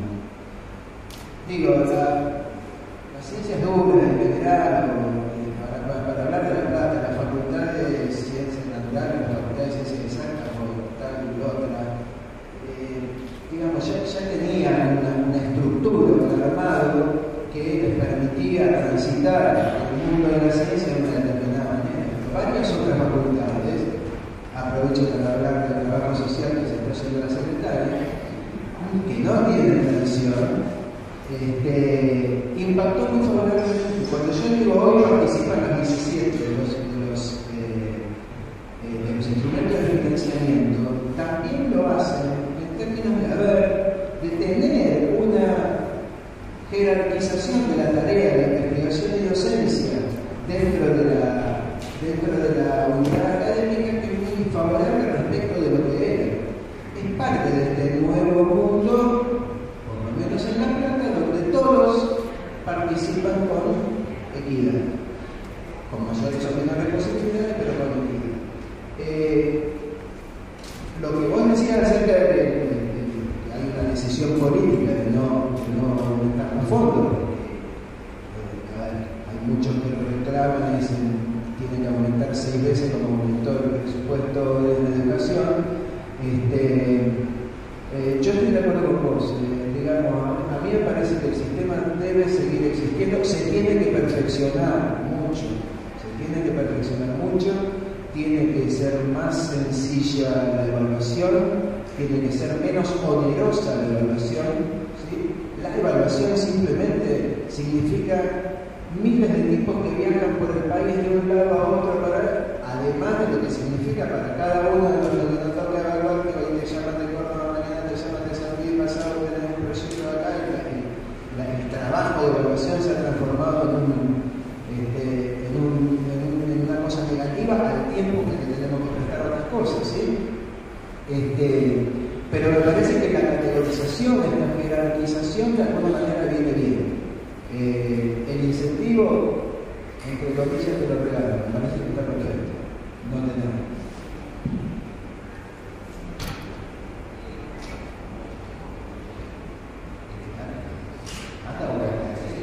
Bueno, yo me guardo la boca para no hablar de la segunda cosa, que son los incentivos, porque se supone que la primera, esta es la más difícil, y está intrigado a en el debate con Verónica.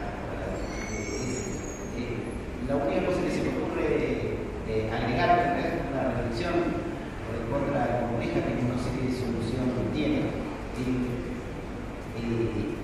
La cátedra suele estar muy asociada, yo quise tratar de explicarlo, pero esto es a la burocracia. La burocracia, otra vez, entendido como reglamentos. Entonces, el estatuto establece que el titular dirige y dice poco de los auxiliares, que dice que son dirigidos, algo así, pero no dice mucho más. Y dice que el adjunto se encarga del trabajo práctico. Digo, tanto de la plata, ¿no es cierto? Que hay muchas universidades diferentes. Aunque en la práctica, en la mayoría de las facultades no ocurre así, la facultad se encarga de lo teórico. Entonces, lo que yo veo es que cuando puede haber muchos rivales de la cátedra, este rival, que es el departamento, suele venir atado a muchas otras cosas. Por ejemplo, suele venir atado a una flexibilización mucho mayor de las tareas. Flexibilización en el sentido de hay una especie de colectivo que se hace cargo de las cosas, pero entonces después, ¿quién se hace cargo de dar, comentábamos algo al principio, fuera de la charla, quién se hace cargo de las materias introductorias que tienen muchos alumnos versus encargarse de las materias sobre la propia especialidad? Es una cosa que se puede resolver al interior del departamento, va a estar escrito en un reglamento. Entonces, ahora asistiendo cátedras eso está más claro. No estoy diciendo que sea ideal, eso es un tema de cátedra, pero digo, ¿cómo se resuelve de manera alternativa? Lo ponemos todo en reglamentos, hacemos mucho más estricta la definición de cada cargo docente que tienen los estatutos. El de La Plata es bastante difuso en las tareas. Por ejemplo, la carga horaria que debe cumplir real frente a alumnos, un docente, que es la más fácil de medir, porque si el docente no está relado, los alumnos van a poder tener al lado. Pero todas las otras multiplicidad de tareas que vos aludías son más difíciles de medir. ¿Quién las va a medir? ¿Va a haber un director del departamento con autoridad para asignar esas tareas? ¿Se van a plasmar en reglamentos? Yo conozco, no conozco el detalle, pero nuestra universidad es muy heterogénea en este tema de las asignaciones de las tareas. Por ejemplo, las asignaciones de si hay que pedir a alguien que sea jurado de concurso o que sea miembro de una comisión asesora, eso no está escrito en el estatuto. Y si no lo hace, tiene una sanción formal o hay mecanismos informales. Bueno, todos los sistemas que funcionan en la universidad se basan en un montón de cosas implícitas y que va a ser difícil escribir en reglas.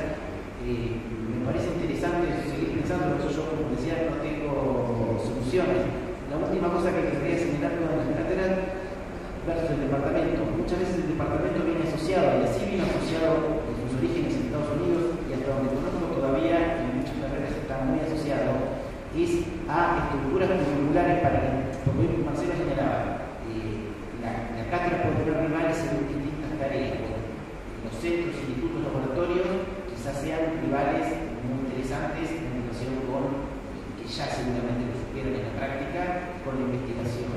Ahora, en relación con la enseñanza, el departamento suele estar asociado a una estructura curricular bastante flexible. Ahí citaba Folari, por lo menos en los orígenes de la creación del sistema de departamentos, estaba asociado con un sistema de créditos para los estudiantes, que tenían planes de estudio algo así como con el 50% de las materias optativas. Entonces los profesores dan cursos, los alumnos toman cursos, unos u otros. Ahora, ¿en qué medida eso está instalado en nuestra universidad? Por lo menos en la Universidad de La Plata, o voy a saber en general, en mi carrera, llegar a cambiar una materia obligatoria puede significar la muerte, digamos, ¿no? Entonces, las cátedras son muy rígidas, digamos, pero las cátedras, otra vez, porque hablar de cátedras, ¿qué cosa es una cátedra? Bueno, a veces una cátedra es una asignatura, pero una asignatura es una unidad legal que determina los títulos, y tocar esa unidad legal es dificilísimo. ¿Cómo se arma el concurso?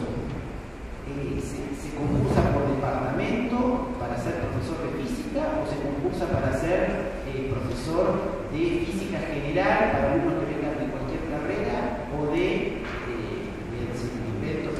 mucho de física cuántica 4, digamos. Entonces, seguramente esa diversidad, si uno elimina el sistema de cátedra, tendrá que diseñar algún sistema de definición de cómo se establecerán los concursos.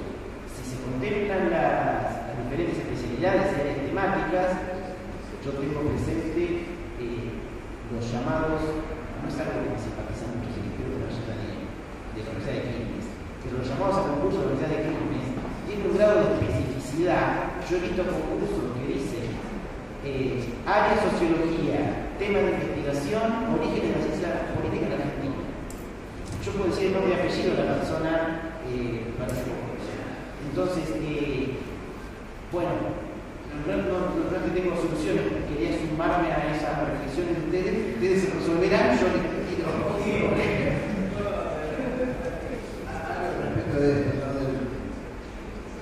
hay un condimento particular que hay que tener en cuenta también, que es el siguiente. Digamos, independientemente de que los departamentos, los pocos que hay, las estructuras departamentalizadas que hay son bien diferentes, como dice mencionaste la Universidad del Sur como una de las primeras, correcto, de estructura departamental. Los departamentos allí son casi equivalentes a las facultades de cualquier otra universidad.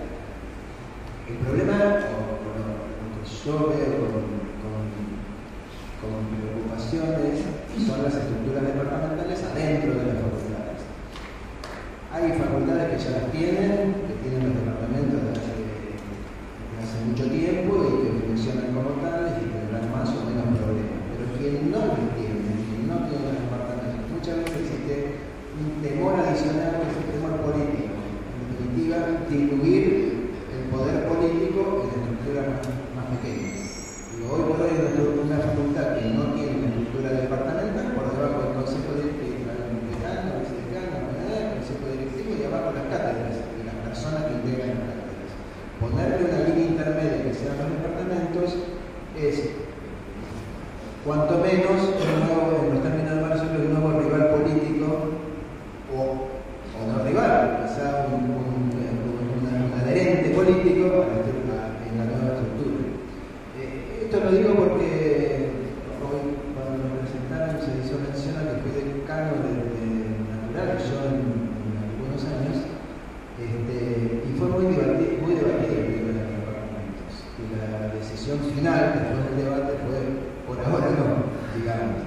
Pero por más que uno quiera hacer la discusión acerca de los beneficios o no que pueda tener los problemas administrativos, o qué bueno que un tipo de un departamento pueda brindar enseñanza en más de una asignatura, todas esas cosas, virtudes, uno de los mayores problemas en aquel entonces creo que fue el que yo acabo de mencionar.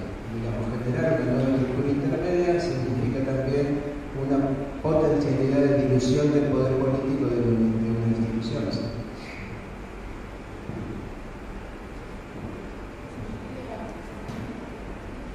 Creo que la pena, no soy micrófono para esto, pero digo, quería también como reflexionar, como para tener un lugar de dedicación simple, no solo en una facultad, sino en distintas facultades, lo cual es mucho más grave que ni siquiera suma. No, acerca de esto, ¿no? Pero yo creo que tenemos que sincerarnos también un poco, que acá hay en juego también la cuestión del poder académico, tiene que ver justamente con lo que acabo de decir, que yo digo, sí, acá hace falta, yo celebro realmente este deseo de modificar las cuestiones de las cátedras y departamentos que a veces terminan siendo feudos cuando son dentro de las departamentos dentro de la facultad. Pero yo digo, ¿cómo eso requiere una pata normativa? Si no se modifican estatutos, reglamentos que modifiquen la representación en los consejos académicos, en los consejos directivos, ¿no? ¿Quiénes van a ser los que van a votar por esas transformaciones? En realidad nadie va a votar para perder sus propios privilegios. Digo, estoy trayendo un problema más, me parece, porque, pero creo que son también cosas que debemos tener acá. Y con respecto al tema de las que se planteaba sobre las responsabilidades dentro de las cátedras, hay diversidad, como se ha manifestado desde ayer, no solo de disciplina, sino de cuantitativas. Digamos, hay facultades que son masivas, yo participo de una de ellas, y las cátedras tienen 1.200 alumnos, digamos, una cosa. Y realmente no es que hay un responsable, dos responsables y todos los demás son colaboradores. Los docentes que están a cargo de 40 o 50 alumnos, que tienen la responsabilidad sobre esa tarea completa, digamos, también son profesores como nosotros. Pero bueno, me parece que hay también la cuestión gremial, nosotros como gremio debemos estar atentos, digamos, atentos para ir e informar, digamos, tomar nota de lo que está pasando, informar y, bueno, y atentos para responder. Eso por un lado. Por otro lado, otras facultades que tienen un sistema cuatrimestral. Entonces, el docente concursa por un cargo, pero tiene la obligación de colaborar en un área donde no está demasiado claro cuáles son las materias, a veces poco tiene que ver con las materias por las que concursó. Y bueno, todas estas cuestiones que tienen que ver directamente con el asunto gremial.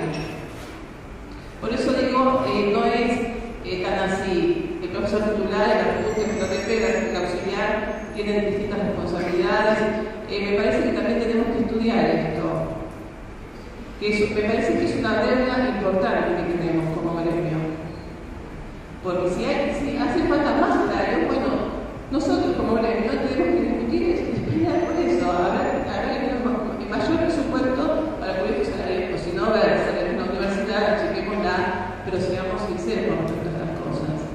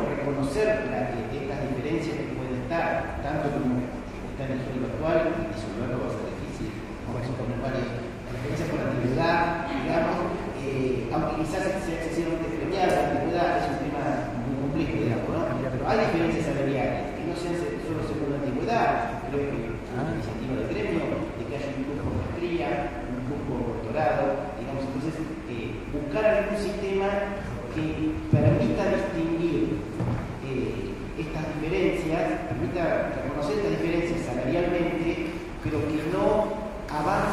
demasiado sobre el detalle del tipo de tareas en cuanto al contenido, digamos. Por ejemplo, en cuanto a si puede dar teóricos o no dar teóricos, porque me parece que esa distinción en muchos, a nosotros nos pasa, yo tengo una facultad en la que tenemos muchos profesores grandes, sabios, pero grandes, que no tienen doctorado. Muchos jóvenes que a los 30 años son doctores y pueden dar cursos de doctorado en su especialidad. Y sin embargo, en la cátedra de grado son ayudantes.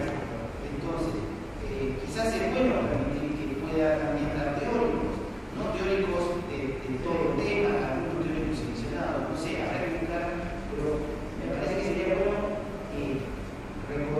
garantizar esos derechos mínimos que si yo, acá ya también me voy a dar en la posición de la docente que se cree, aparece que diga esto, preferiría algo más flexible en cuanto al tipo de tareas, sí que haya menos rígida esa distinción entre profesores y auxiliares que hay en el régimen el fondo docente más extendido de las universidades, que se reconozcan las diferencias salariales de alguna manera, que se complicaba la situación de alguna manera,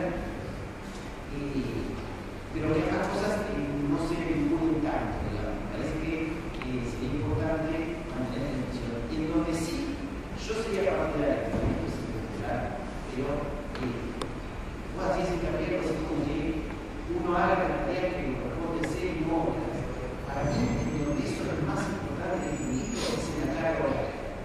Digamos, esto es, yo tengo la educación inclusiva y me hacen dar la misma cantidad de clases que alguien que tiene esa identificación. Quizás no esté mal, porque me van a meter por educación de manera más pura, no estoy diciendo una cosa concreta cuál debe ser, digamos, ¿no? Pero esto es establecer un poco más, si tuviese que ir por la reglamentación, reglamentaría más eso que el tipo de tareas en cuanto a teóricos o prácticos, dar este tipo de clases o otro tipo de clases. Porque además va a ser difícil hacer una norma común, porque un práctico puede ser leer textos, otro práctico puede ser estar en un laboratorio con un experimento, otro práctico puede ser resolver problemas, mientras que el profesor de una teoría.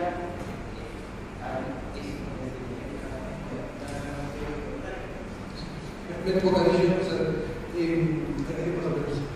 nosotros, por ejemplo, la facultad nuestra pasamos los primeros años de dar teóricos, a materias de matemáticas, teóricos y prácticos, a la usual de signos, a dar comisiones teórico-prácticas. Un docente que está las 8 horas con los estudiantes, le da el teórico, con correcciones del práctico, intercalado, ¿no? Damos 20 minutos de un tema, damos un ejercicio, pasamos por todo resolver algunas cosas, etc. Creo que es una actividad de éxito a nivel de la atención entre varios, con lo cual ya hay que tener ese tampoco, claro, exactamente. Pero me parece que es como una de las cosas que decía recién de cuáles son las tareas. Me parece que lo que más me tiene que ser la responsabilidad de las tareas. Digo, que también saben que pronto va a un teórico, el problema es que es responsable que se ocurra y que es responsable de cómo se evalúa. Me parece que ahí se puede cambiar, o sea, no poner lo que puede o lo puede dar, sino quién tiene que ser, o sea, de acuerdo al cargo, la responsabilidad que tiene. Entonces, no se puede responsabilizar a todo el P, por ejemplo, de que esto no lo examen. Algo por el estilo puede ser más que fijar las tareas, sino que tiene responsabilidad de acuerdo al cargo que tiene. Y otra cosa es respecto de la carga horaria que decías, el problema es cierto, como consumo full, nos juzgan la investigación y la docencia, etc. Y la ponemos docencia en un centro. Pero la gente también tiene una investigación, hasta el signo muchas veces. O sea que en realidad eso de, sobre todo tenés que hablar docente. Si vos concurso un signo, un full, lo que sea, no van a discutir. O sea, cuando presentar el currículum, solo lo hizo, haya seleccionado full, el simple, bueno, es para vos. O sea que ahí hay una doble justicia.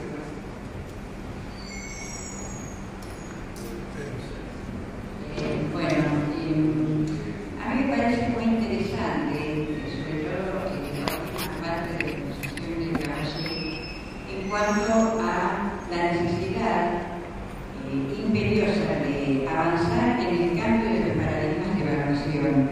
Ayer estuvimos trabajando mucho el tema en el segundo panel de la tarde y es una de las piedras angulares de cualquier actividad, pero en el caso de establecer una carrera docente, la actividad de evaluación y los paradigmas con los cuales se evalúa la tarea docente son cruciales.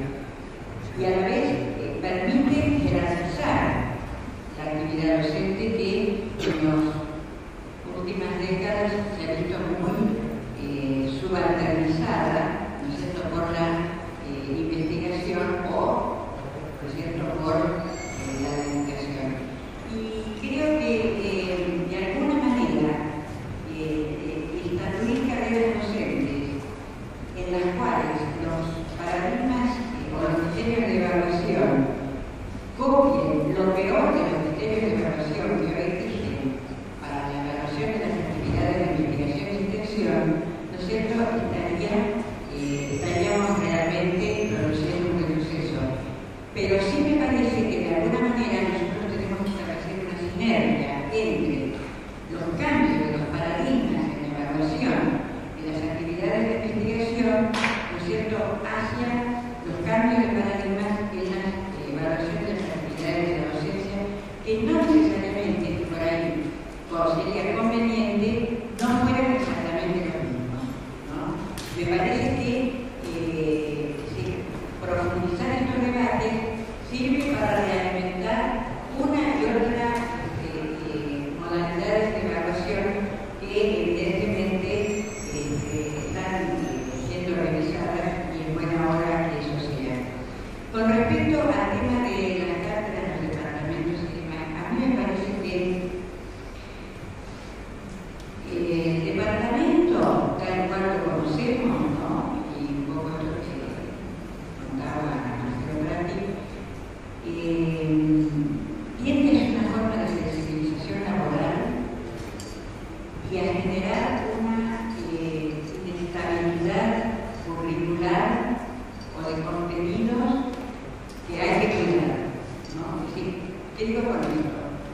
Cuando en la cátedra estaba un profesor, que se titular José Guadalupe Carolella, la planificación pedagógica, la planificación en el desarrollo de los contenidos y de los objetivos de la asignatura está garantizada, relativamente está garantizada, por el contrato que se establece entre el proyecto pedagógico que presenta el profesor al momento de concursar su cargo, ¿no es cierto?, el proyecto de extensión y de investigación, ¿no es cierto?, y la conclusión de la gente que trabaja con él en su cátedra.